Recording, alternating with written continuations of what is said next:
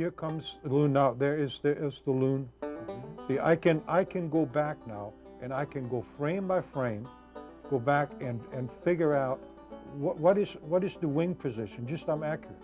You know, so there's the wing position. You know, the curvature of the wing as Yeah, it comes out? Exactly. Derk Hansen is in an unusual place, but this unusual man is used to being in unusual places.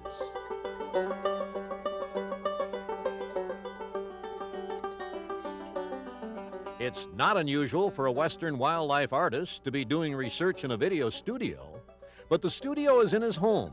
And according to Hansen, the age of computers and video has been a boon to artists everywhere.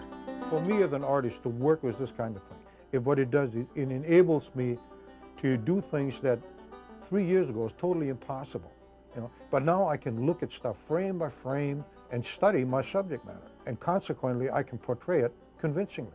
And portray it convincingly he does.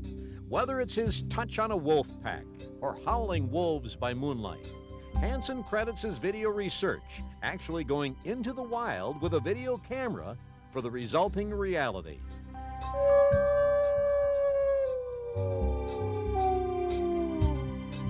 Are you surprised at all with this high-tech stuff that you're working with today? It's unbelievable. I mean, I'm still in awe of who figures this stuff out. Today's technology gives artists like Hansen the ability to study a bird like the loon and create a scene that's as lifelike as life itself.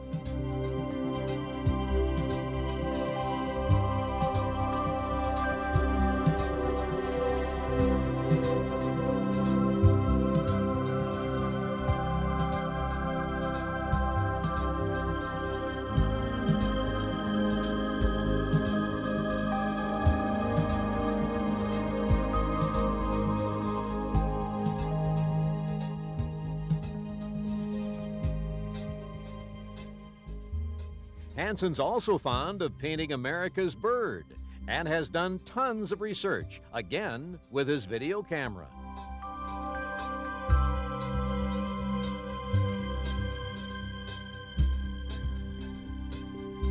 I do all my research on video, which leads to another product, but I found it really useful because if I watch, say for instance, I went up to Alaska to film eagles, and if I watch the video, today's technology, I can stop at each frame, I can watch it, I can turn down my color, I can look at black and white, I can fuzzy it out, just see mass.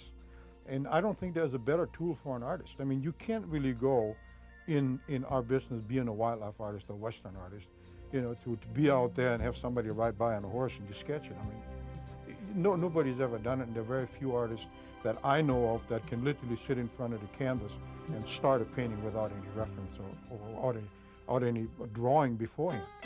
But when Hansen goes to work in his painting studio, nice leap there, Fido, there's another animal Hansen could probably paint blindfolded.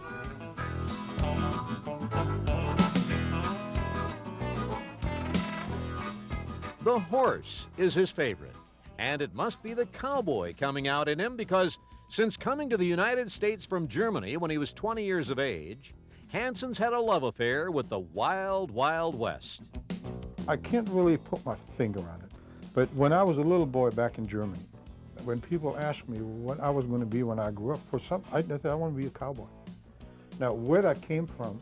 Are there cowboys in Germany? No, certainly not. None that I ever, but I just didn't know where this came from, and that desire. And they call him a big fat, or he was the 142nd fastest gun in the West. That desire led the cowpoke from Germany to take part in a reenactment of a real cattle drive from Texas to Montana, complete with 265 head of longhorn cattle, 18 cowboys, and his paintbrush. The drive later became a television documentary.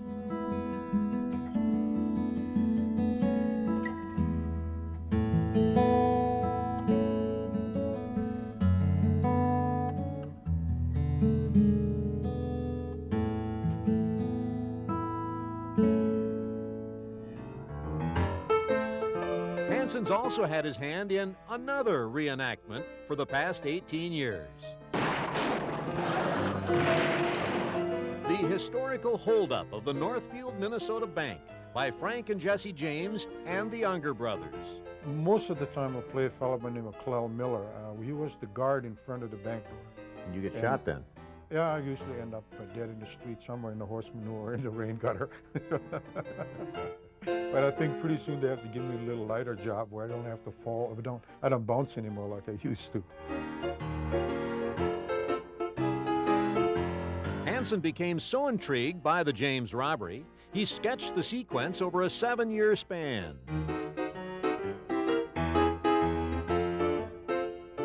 There was a spur found in the street. It's laying in the drawing here next to the dead guy. And this is actually a spur that was found in the street after the shootout. And the original is in the vault of the National Bank in Northfield. And I borrowed it and I made a mold from it. So this is the first generation spur casting of the original that was found in the street. And they think this is Jesse James' spur? So the story goes. But it did belong to one of the outlaws. That's a fact. But who that actually belonged to, so we'll just say it's Jesse's.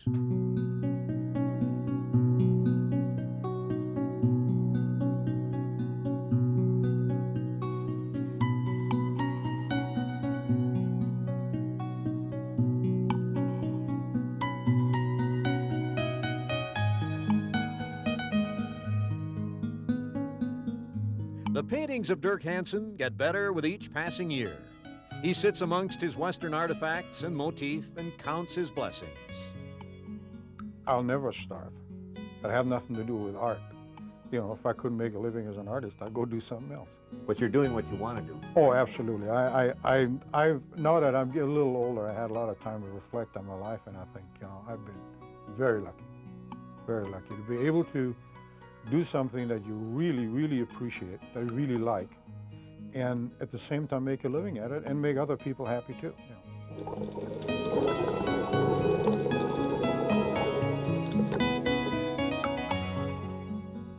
And how's this for really getting carried away in research of a subject? Yep, that's our German cowpoke trading his spurs for some underwater diving gear.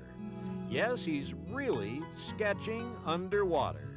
If you really want to get the feeling of an underwater situation in the art, you know, you got to look at it from a different point of view. So I thought, well, it would be kind of nice to just go and take a communication slate and a pencil and just go drop down to about 30 feet. And I was over in Hawaii, and I was really lucky. A friend of mine took me to a spot where the turtles to be known to hang out. You know, it's a different environment altogether. So there you have it, buckaroos. He's a painter, a cowboy, and a porpoise with a purpose. He's Derk Hansen, a man on a mission, living life to its fullest. Well, I think the need for money will never go away. You know, it's just something, like I said earlier, you know, just trying to make a living. It's raising hell with me having fun. You know, so I'm trying to combine this as best I can, and it seems to work. You look like you're having fun. I am. If my health holds up, my eyes stay, my hands stay good, you know, I can hardly wait to just get back out there and do stuff.